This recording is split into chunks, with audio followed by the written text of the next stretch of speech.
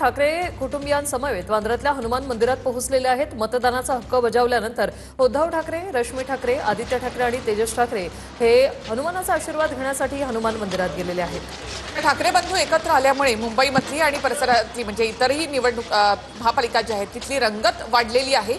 तसंच पहिल्यांदाच म्हणजे 20 वर्षानंतर हे बंधू एकत्र निवडणुकीच्या रिंगणात आहेत। अशा वेळेला ठाकरे बंधू एकत्र आल्यामुळे सुद्धा या निवडणुकीमधली रंगत वाढली आहे। राज ठाकरे यांनी शिवाजी पार्क या ठिकाणी आपला मतदानाचा हक्क बजावला, तर उद्धव ठाकरे यांनी कलानगर या ठिकाणी आणि आता इथे हनुमान मंदिरामध्ये ठाकरे कुटुंबियांनी दर्शन देखील घेतलेलं आहे।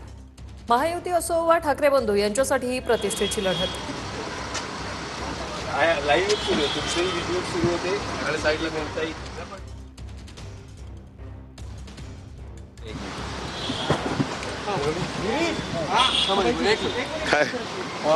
उद्धवजी, आज मतदानाचा दिवस आहे आणि ठाकरे बंधू युती या कसोटीचाही दिवस आहे।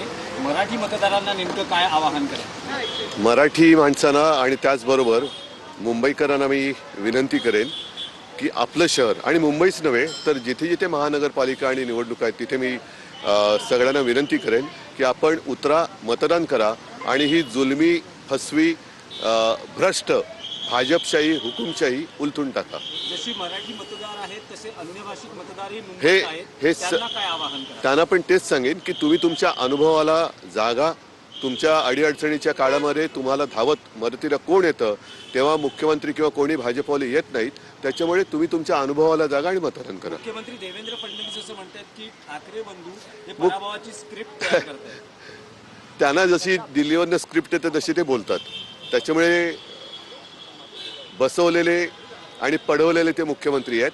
हे अजूनही महाराष्ट्रात तसा मुख्यमंत्री नाहीये।